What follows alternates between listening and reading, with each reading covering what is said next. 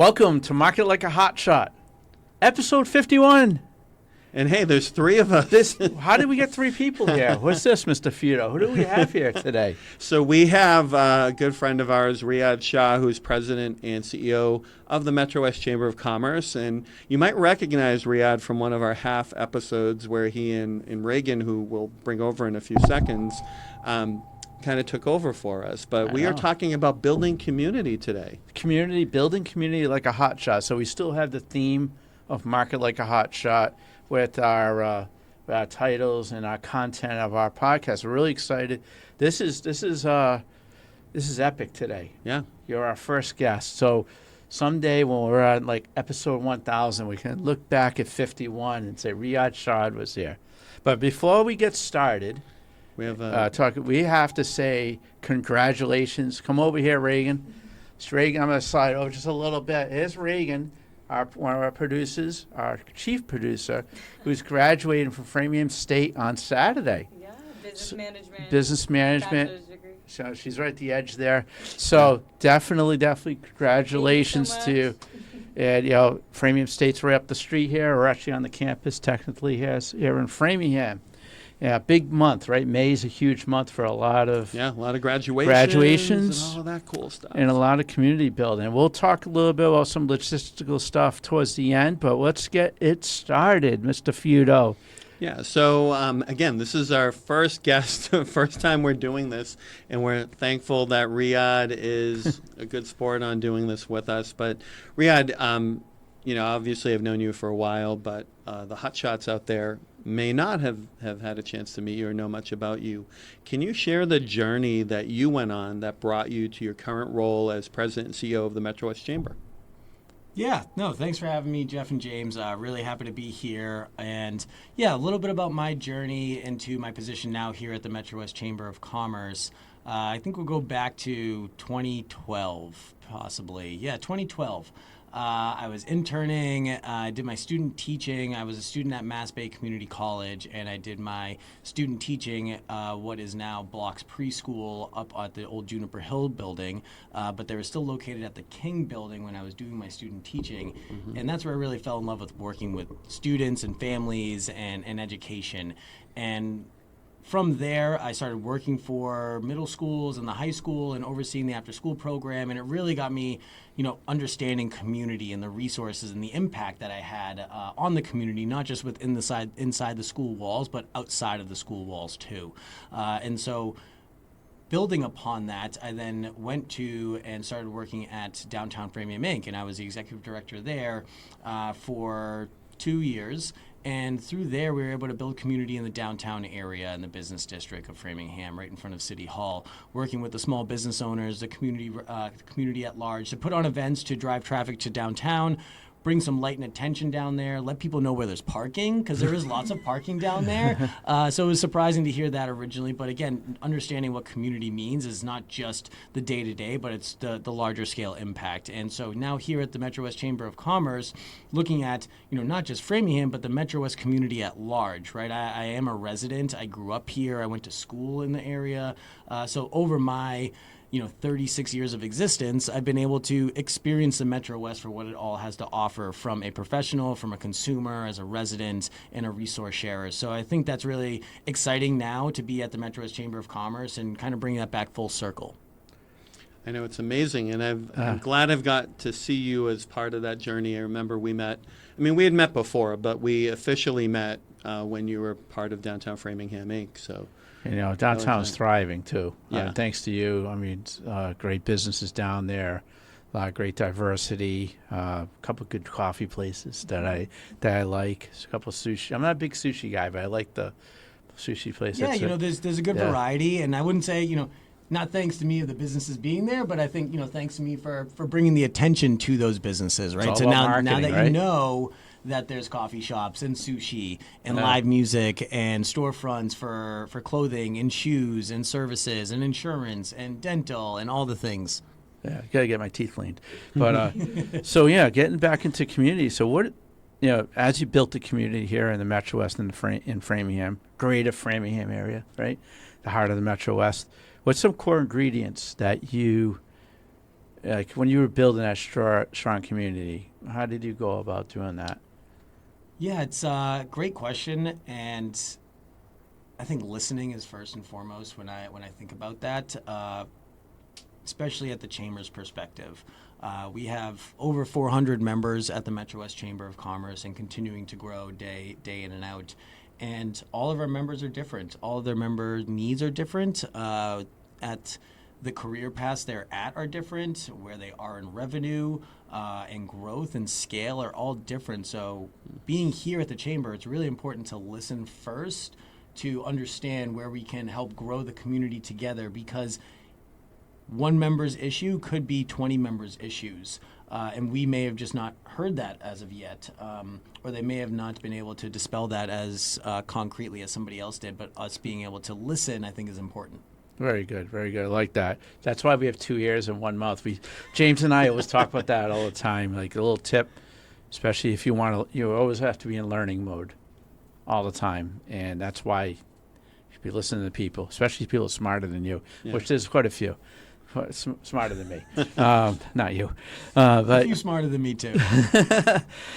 so what's some of the big, I've been a community builder myself through events and all, but what's your biggest misconception? What are the biggest misconceptions people have about community building?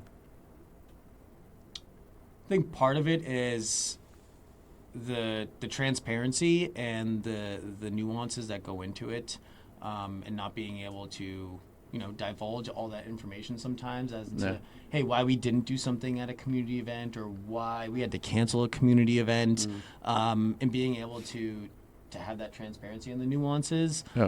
It's tough to try to get out there. Because it's in the weeds of it all, right? And sometimes it comes down to permitting. Sometimes it just comes down to the logistics, the vendors, the weather. And you're trying to make a decision, and then all of a sudden the weather changes because we live in New England. I was gonna say this. Even like this week, we went from like the Sahara Desert to like Ireland in one week. So it's you never know what's going to be thrown at you, but it's being able to be honest with folks and let them know as best as we can. Perfect. About communicating like a hotshot, right? Exactly. And then how about, hey, James, I know you love leadership, man. So we got a good leadership question for Mr. Shah here. Well, I think there's something that a lot of people have in mind is that you go to events and people are so different at these events. And one of the things is your role as the president and CEO of the chamber is to get a lot of people from different backgrounds and different industries together so that they can mesh well. So how do you bring people together who may not naturally connect? It's listening to them, right? And finding those nuances that make them connect. I can think about an instance where we had 2 members that would never maybe have made a connection, but they were in the same room multiple times. And to know that both of those members had freshmen at a university, and I could make a connection for them, and they could do business together, right? But that wasn't the crux of the connection. It was, hey, you all do. How was parent weekend? How's driving down to parent weekend? How was move in? Right? How was move out? Because I know both of you have students that both go to this university, and parent weekend's coming up, and you all should talk about that. Maybe you could carpool now that you know each other. So it's really listening first and finding those connections, because you're a business, right? People are trying to boost revenue and make sales and transactions, right? Like that's part of why you're part of the chamber, right? But at the end of the day, right, you want to do business with people that you know, trust, and like, and to be able to understand those variations of where you come from and make those connection points, I think is important for us to keep an eye on. Perfect. Beautiful answer. Love that. How about empathy? And we kind of touched a little bit on empathy play and community leadership. Yeah, and the school district, I think I can attest a lot of skill building to that, and showing empathy from the various students, from where they're at on a day-to-day basis, whether it's learning, whether it's socioeconomic status, whether they just stepped in a puddle and their sock is soaking wet, right? Like I do that all the time. So it's the worst thing. really meeting them where they're at and understanding, that their biggest problem might not be because of us, but they're confiding with us because they trust us, whether it's soft or it's really hot and heavy. It's having that empathy to know that we're here to see them through this, and they're coming to us at an elevated pace because they trust us. Yeah, I love the trust thing. Good. So shifting a little bit gear. So we're in we'll call it the largest municipality in the Metro West, 75,000 people. Mm-hmm. Became a city in 2018, right? Was the largest town. So we had that big, like, woo, we're the largest town, but now we're the 14th largest city in Massachusetts, right? So how can small businesses, because we have great small business community here in Framingham, build community around their brand? And we've talked about branding like a Hotshot in previous episodes, but what's your thought process there? Yeah, so it's getting connected to the granular community, right? It's getting out there. Maybe not, you don't have the marketing dollars to budget, right? To say, yeah, I'm going to sponsor all the events, right? And all the farmers markets, but maybe just show up and just see what it's about. Pass out some business cards. It could be, volunteering on that day for a community cleanup with Keep Framingham Beautiful, right? And so Keep Framingham Beautiful is an organization that brings your larger community together, right? So if you're looking at your local economy and that's your really thriving market that you're trying to access on a regular basis, I would say try to meet them where they're at. And now I know that's difficult to ask a small business owner who is maybe doing payroll, who is opening and closing, who has to run and get supplies, who has to do deliveries, who has to clean the grease trap, or that has to do the supply truck before the morning before his employees show up. But it's understanding that the ROI on that is important. Yeah. And it doesn't cost you anything to show up as a person.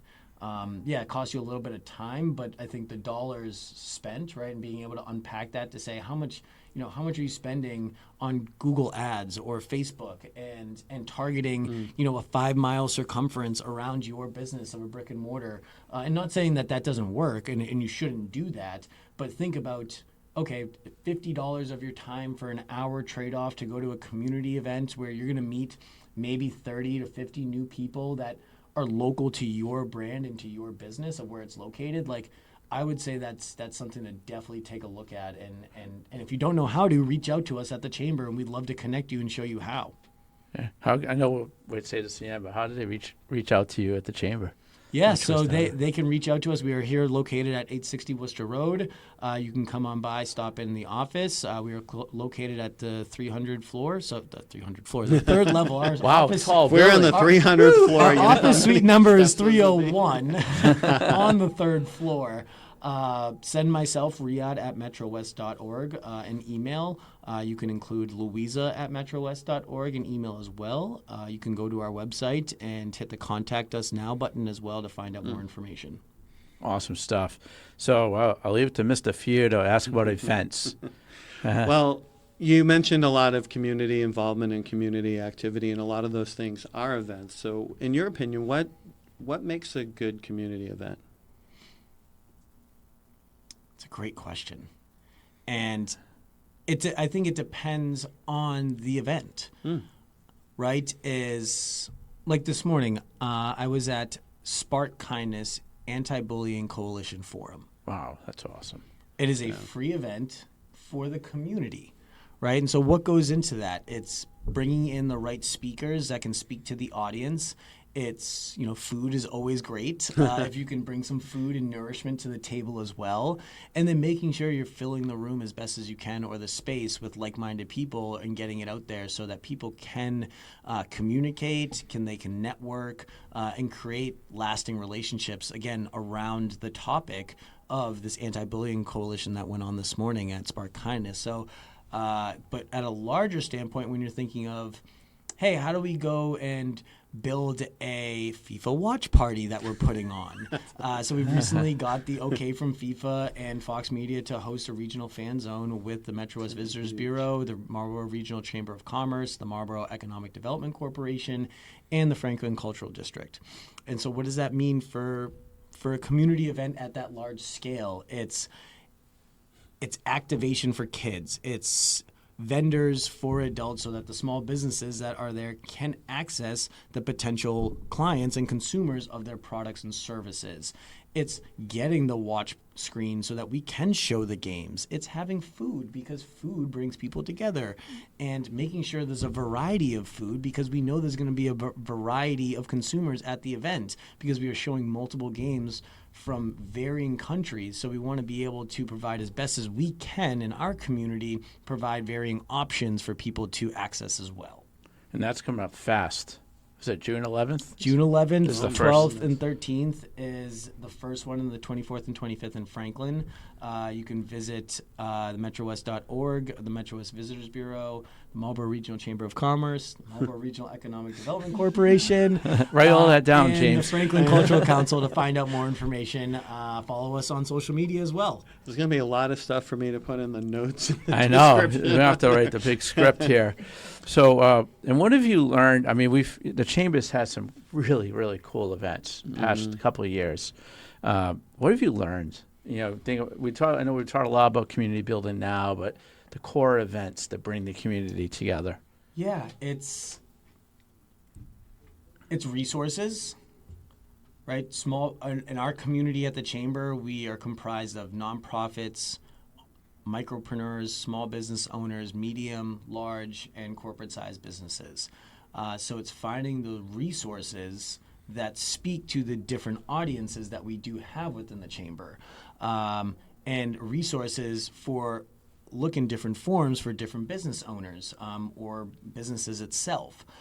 So the small businesses that are looking for the business incentives and the grant opportunities that are out there, to maybe the medium or large scale that haven't just turned the corner on scaling their business to that next level that they're trying to get to.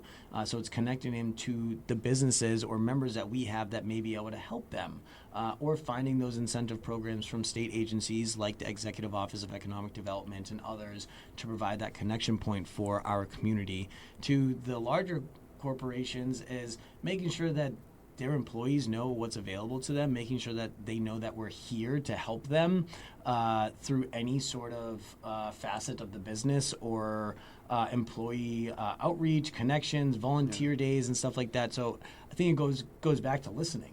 Yep, exactly. So, like, along those lines, and you kind of touched on this already, but a lot of our audience, the hotshots out there, are small business owners. Some of them may not live out in Metro West, but just your thoughts on this, like, you know, how can you or how do people create spaces that people feel included and welcome to? Because, you know, we happen to live in a very diverse community, both, you know, from every perspective of the word diverse, you know, socioeconomic, demographically.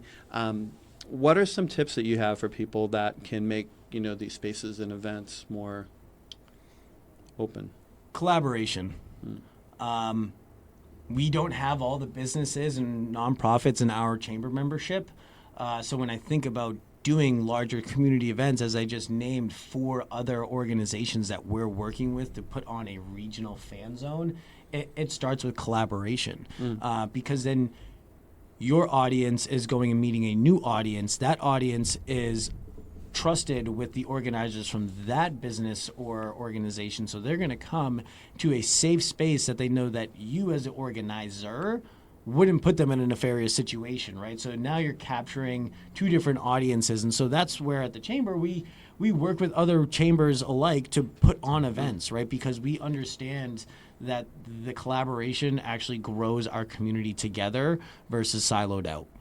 Excellent. Of that. So a little personal insights question.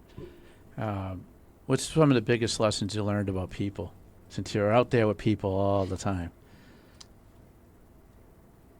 Everybody's different on every given day.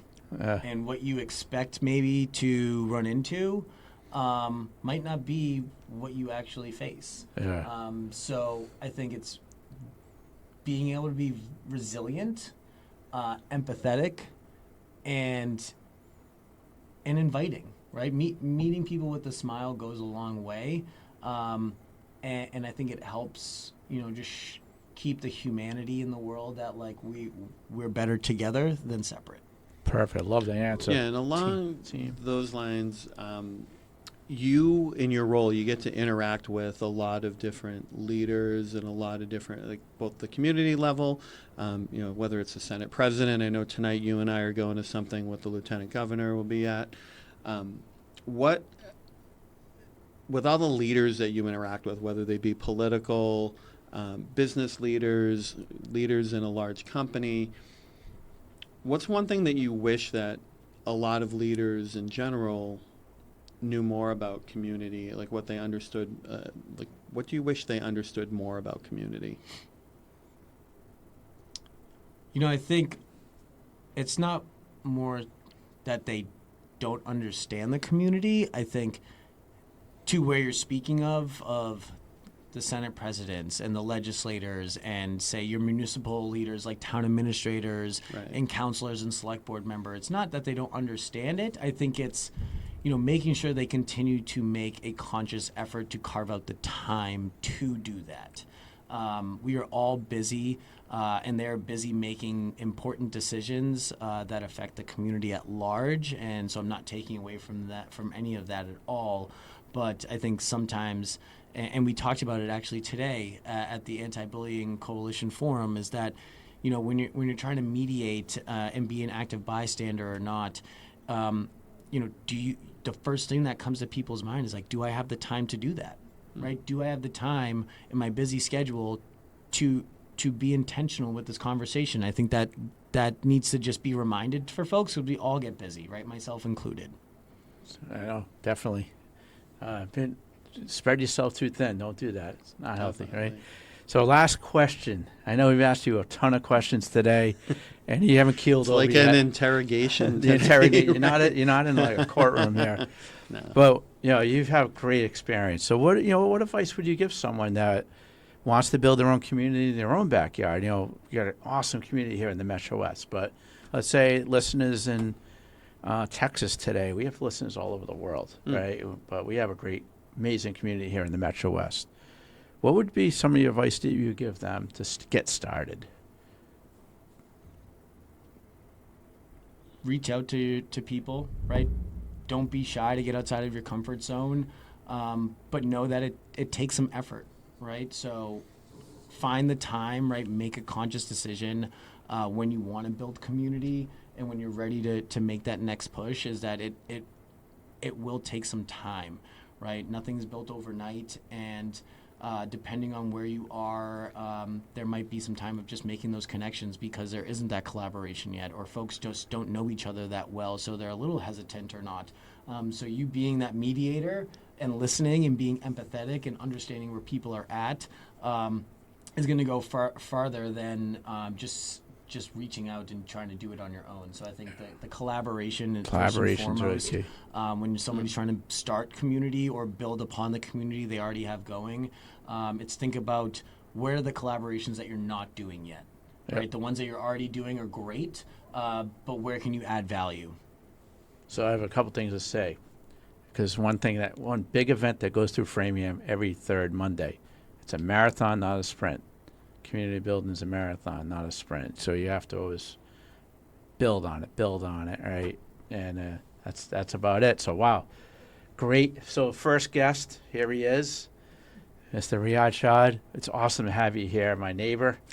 Neighbors, yeah. Neighbors here in Framingham, and market like a hotshot, community building like a hotshot. Note this one, our first ever guest here on Market Like a Hotshot, when we have zillions of followers 10 years from now. We'll have to remember this one. So marketlikeahotshot.com is our website. And also we're on all the major social channels, major platforms from Spotify, Amazon, Apple, iHeartRadio, and YouTube. You'll see us and our good-looking faces here. So we'll see you out there. Like, share, comment. Let us know what you think. And also, hey, if you want to be a guest, get in touch with us. Reyad, thank you so much. Yeah, thanks. Thank you so much for coming here tonight. James and Jeff, thank you both so much. This was Appreciate great. it. So see you all soon out there, Hotshot Nation. See you soon. Soon.